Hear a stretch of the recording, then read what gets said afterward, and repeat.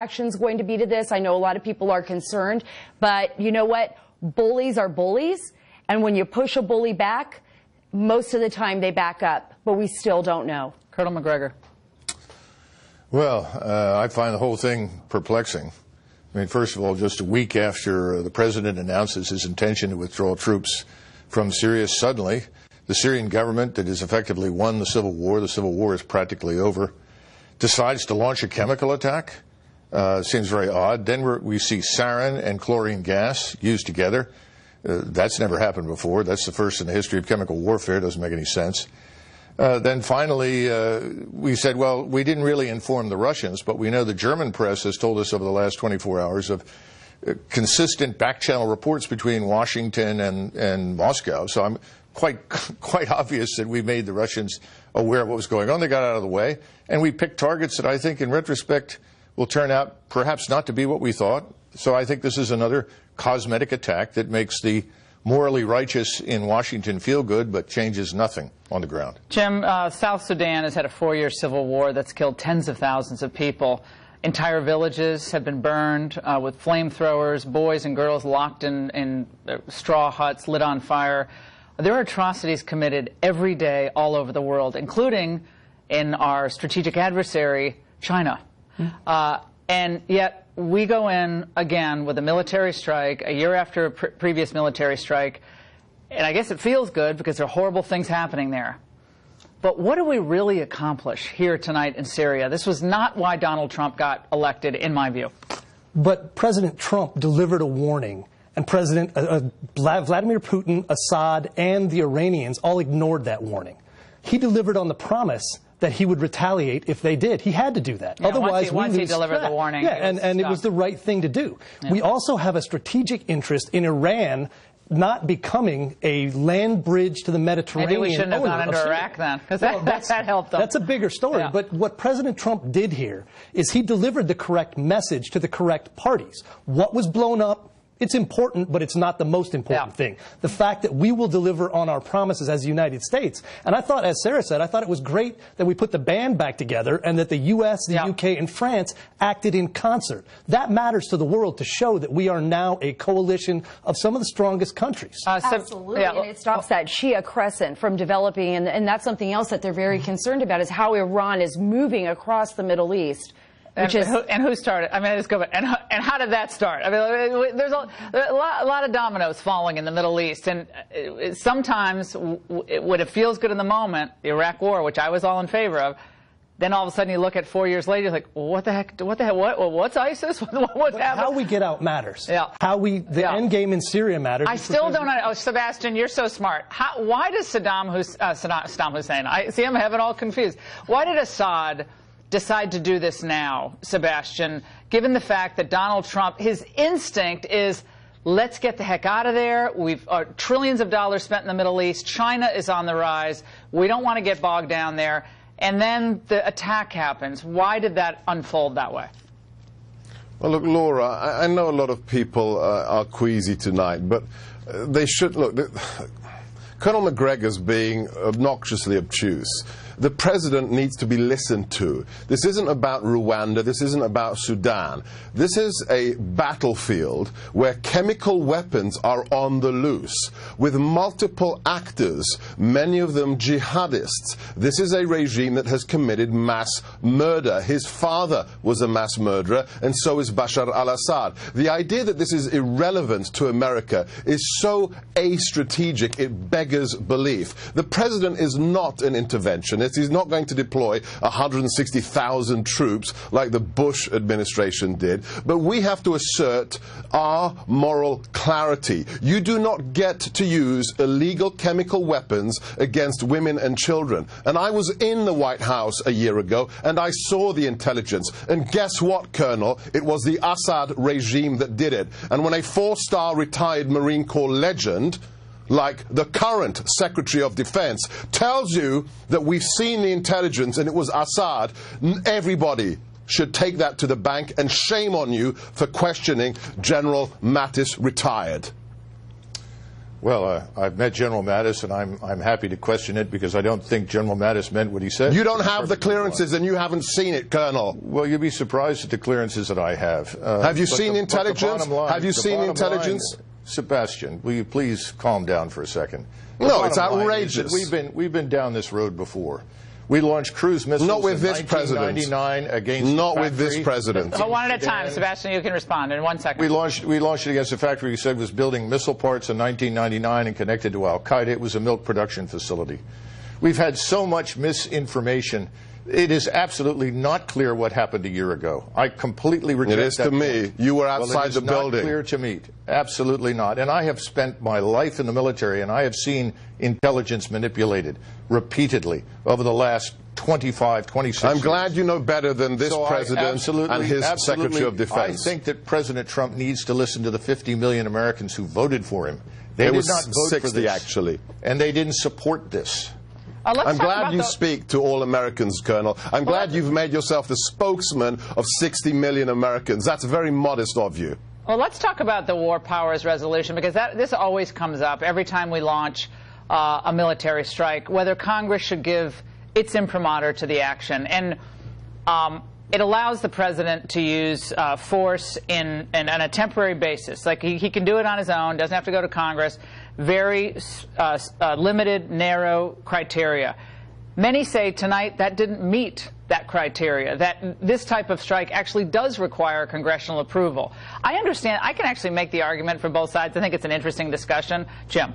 The War Powers Act has never been tested in the Supreme Court, so there's no ruling as to whether it's Thank God. The Supreme Court gets most of the stuff wrong, too. The Constitution, under Article 2, as General Mattis cited, gives the President authority as Commander-in-Chief to do what he needs to do to take care of American strategic interests worldwide, anytime, any place, anywhere. If he thinks the Syrian regime dropping chemical weapons in a theater where there are U.S. troops on the ground is important enough to bomb them, he's got every right, and he doesn't have to ask anybody. Jim just brought up a really important point. We do have troops on the ground. We are still continuing to train. People are still losing their lives in this region, and they're fighting back against not just Assad, but Iranian IRGC on the ground. We know that they're watching the Russians. We also have intelligence assets on the ground. So when something like this happens, when we're in direct threat, and I think not just to our men and women on the ground, but also to our nation. I mean, we have to think of the national security implications of proliferation, and that's something that a lot of people are not thinking about. But we had Islamic State on the ground. We have Al Qaeda. We have various rebel groups. Did Assad attack ISIS? Well, we did. Did Assad attack ISIS? You mean, did Assad attack ISIS? I heard a number of things. No. Look, not only was Assad, yes. I heard McCain was going to give the good rebels arms. I know. That never worked out so well. But look, right at the very beginning, the Free Syrian Army was being promised by the Obama administration that we are going to help supply you. When that didn't happen, you saw factions and divisions among the ground. People fleeing. It's a wild place. I mean, let's just face it. Iraq was a wild place. I mean, I remember being there in 2006, and I was like, well, it's not exactly the way I thought it would be. It's a wild place that very few Americans understand. Syria, and Sebastian, you know this, is also, it is incredibly complex. There are so many different ethnic and tribal conflicts, and ISIS offshoots that they fight among each other. They're not even on the same side. And then, of course, Assad with his murderous tactics. Why didn't Germany join us in this effort tonight? The biggest economy in the EU, such a critical ally of the United States, Sebastian. Where was Angela Merkel? The same Germany that told its ambassador in NATO that he is banned from using the word counterinsurgency when discussing NATO operations in Afghanistan, and it's just a humanitarian operation. That paper tiger. Look, I have to comment on what Sarah says. She's absolutely right in what Jim is saying. Think of one thing. Everybody out there who's got issues, everybody who's got their tinfoil hat on, that the white helmets did it, and that Russia said the British did the chemical attack. I mean, do you want to believe that one next? To anybody who has doubts, think about this one question. What happens when the Assad regime uses chemical weapons, as Secretary Mattis said, and as he did last year, and I saw the intelligence for the proof of that being the Assad regime, and we do nothing? What message does that send to Iran? What message does that send to Assad? What message does that send to proxies? Because it sends a clear message, as far as I'm concerned, that we got away with it and we can do it again. And where are they going to do it next? In Jordan, one of our most important allies in the region, to precipitate a civil war there? Are they going to do it in Tel Aviv?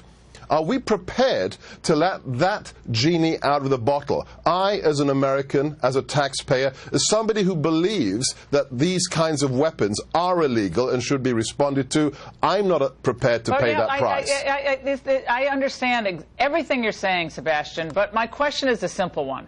We hear a lot about the international community. The international community this, the international community that. We're doing it for international norms. It's the worst thing ever. Of course, it's horrific to use any type of chemical weapon, nerve agent. It's beyond. We can't even comprehend it as Americans. So where's the world community? It's great that we have Britain and France. Look, it's fantastic. I love it. But where the heck is the world community? It doesn't exist. Where's everybody else? Without American leadership, there is no action. Yeah, well, we're out of money. We're out of money. We have no dough. It's not 1995 anymore, Sebastian. So we let children get gas. I'm not saying that. But if we have a country that is desperately in debt and getting weaker and weaker and weaker, according to our debt year after year after year, at some point somebody's going to have to pay the piper. And so about 2 blocks from here, we got like blocks of people living out on the street. Many of them are American veterans. But what's that got to do with national security? What does that got to do with moral rectitude? Moral rectitude is great, but if we are a broke nation, at some point the American people, forget about what we say on this panel tonight. I'm playing devil's advocate here, because at some point the American people are going to say, you know something? I'm not voting for this anymore. They're going to elect like Elizabeth Warren. Fine. So that's what I'm worried about. That's democracy. That's what I'm worried about. President Trump asked for a way out. All right, he said, I want to leave Syria. All right, we gave the plan to the National Security Council for a way for the regional allies to start taking over that, for Saudi Arabia to pay some of the freight, for the other Gulf nations. They don't have the capability to do this. This is the capability? No, they have big money. What are we talking about? Enormous strides right now in the relationship between Saudi Arabia and Israel. And I can tell you, talking to sources in Israel, talking to sources in Saudi Arabia, there has been a big difference. And I think that shift is important, because what Saudi Arabia is most concerned about is Iran. And Saudi Arabia is willing to make amends with Israel to some extent, even offer their airspace. Well, Jared Kushner has actually done great work on that and gets no credit. He's done great work, which we're going to hear a lot more about in the next coming weeks. McGregor. Look, I think your viewers should understand that Congress is a rubber stamp. It's not doing its job and hasn't done its job for decades. It's very comfortable sitting there and essentially turning everything over to the president until something really bad happens, at which point in time, of course, they will blame whoever is in the White House. Secondly, again, this is a facade. This is designed to look like something. It's nothing. We haven't changed anything. What are you talking about? It's designed to look like something? What we hit on the ground tonight is meaningless. How do you know that? It will not, because, look, the targets that count were the Russian targets. Without Russia, Assad would not exist.